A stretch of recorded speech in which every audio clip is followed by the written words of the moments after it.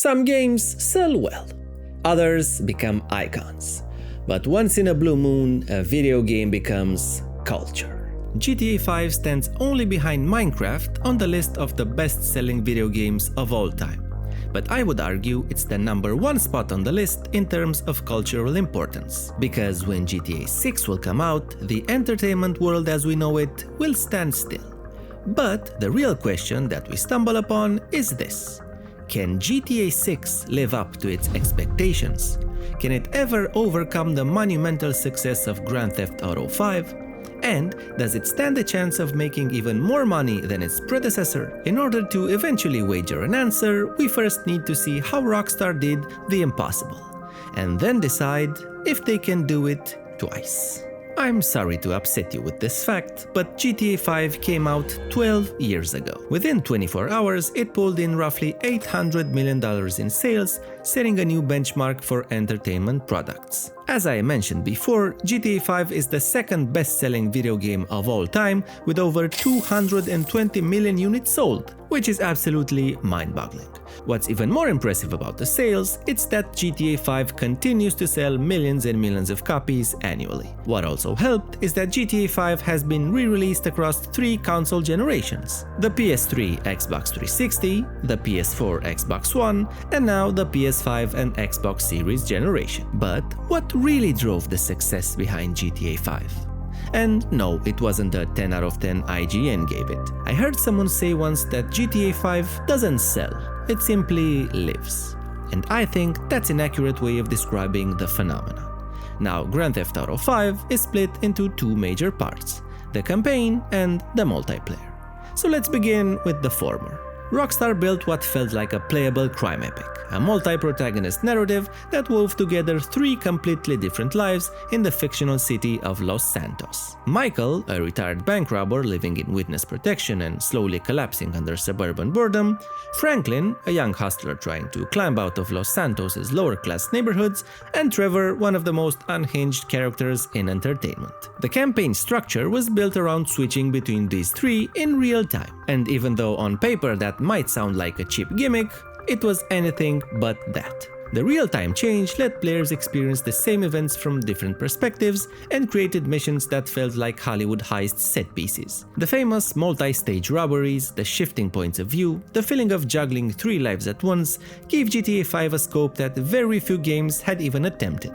It felt like Rockstar had taken everything they'd learned from GTA 4 storytelling and Red Dead Redemption's character work, then dialed it to 11. Across its roughly 35-hour story, the campaign covers everything from midlife crises and government conspiracies to satirical jabs at celebrity culture and capitalism. The tone jumps between black comedy and genuine tragedy, but it's all framed by a parody of Los Angeles so detailed that it's easy to forget you're in a video game. Critics at the time praised how the campaign balanced cinematic storytelling with open-world freedom, calling it Rockstar at its most ambitious. But as good as the campaign was, every story must end regardless of how great it is. So you can imagine the campaign wasn't the reason GTA 5 became the cultural icon that it is today. What did manage to transform Grand Theft Auto into a behemoth is what came next: GTA Online. If the single-player campaign was the spark, GTA Online was the wildfire. When it first launched in October 2013, just 2 weeks after GTA 5,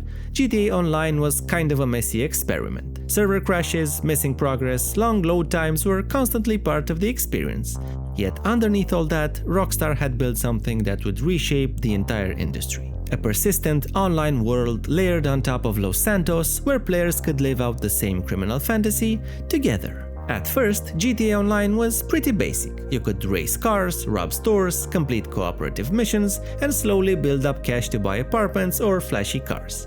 But over time, it grew into something far bigger than anyone expected. Rockstar kept adding everything you could imagine: heists, nightclubs, biker gangs, CEO offices, luxury yachts, flying bikes, entire new business empires, and so on. Each update brought new mechanics, new items, and new ways to make, and of course, spend money. What started as a multiplayer mode turned into a full-blown live service, one of the first to truly define that model before it became standard. Oh, and of course, the microtransactions. Shark cards turned digital cash into real-world revenue, and that revenue became absolutely staggering. By 2024, GTA 5 had reportedly generated over $8.6 billion, of course much of that coming from GTA Online. And that made it the most profitable entertainment product ever created, outgrossing any movie, album, or of course video game in history. So as ironic as it is, when we mention GTA 5's success, we ultimately mean GTA Online. It became its own ecosystem that was part MMO, part sandbox, and part economy. And that's really the story of GTA 5. The single-player campaign built the foundation, but GTA Online built the empire. The paradox Rockstar faces with GTA 6's release is this. GTA Online became so big, it became the digital home for millions and millions of players. It's where they socialize, roleplay, race, and build entire in-game careers.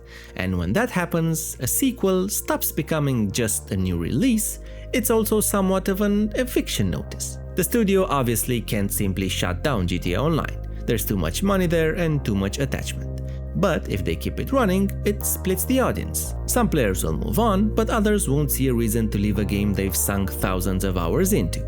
And in the gaming space, we've seen this before. Overwatch 2, Destiny 2, even Warzone 2, sequels that try to replace ongoing live services rarely matched the original's magic. That's why the challenge for GTA 6 isn't just to be better, I think. It has to convince hundreds of millions of players that this new game is worth leaving the old one behind.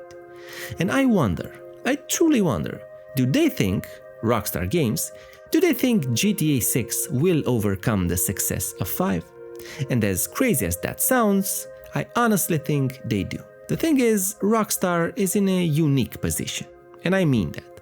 There is no other video game developer in the world that benefits from this kind of leeway. Because GTA Online basically gave them this: infinite money to spend on a new game, infinite amount of time to create and polish, and zero financial pressure to rush the release of the new game. As you already know by now, the game has been delayed again until November of 2026.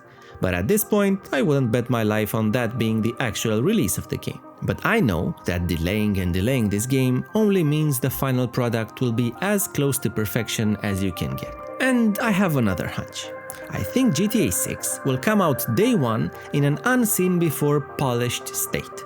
If nothing else, just out of spite towards CD Projekt Red. Now, we don't have much footage of GTA 6, but if we read between the lines as it were, it's blatantly obvious we're going to experience a level of detail never seen before in a video game. Digital Foundry called out natural hair movement, independently animated clothing, and irregular sweat patterns on the skin. They also note extremely fine arm hair rendering. We can observe here flagged soft tissues movement on bellies, breasts, and glutes that react to motion, implying fat and muscle simulation way beyond Red Dead Redemption 2. When Jason flies the helicopter, both the sticks move, including the co-pilots. When Jason drives his car, the thin-mounted antenna visibly wobbles and bends with the motion. When Jason walks out of the store, his shirt wrinkles exactly where it presses against the waistband of his cargo shorts. And coming out of beer, individually drawn bubbles, and way more that I don't need to get into right now. You can find way more detailed videos focusing specifically on these hidden things. But I wanted to prove a point. These are just a few things we can observe from a trailer. First of all, imagine this attention to detail at the scope of a huge open world. And these are only the things we can see. What's likely to be even more impressive is the behavior of the NPCs, the AI. And I'm not talking about generative AI or automated asset creation, thank God we won't have that in this game, I mean genuine in-game intelligence. The way people in this world might react to what you do, remember your actions, and keep living their own lives when you're not around. A video game of this scope that feels alive in every corner, finally free from the Truman Show complex that most open worlds fall into. So, all that being said, what do you think? Do you think GTA 5 can actually be bigger than its predecessor? Is that even possible? As for me, I normally would say no. Minecraft 2? No. Fortnite 2? No. But the next GTA, Rockstar Games is in such a unique position, I think they might just pull this off. Thank you so much for watching all the way through, subscribe please if you are a new viewer to the channel, and I'll see you guys in the next one.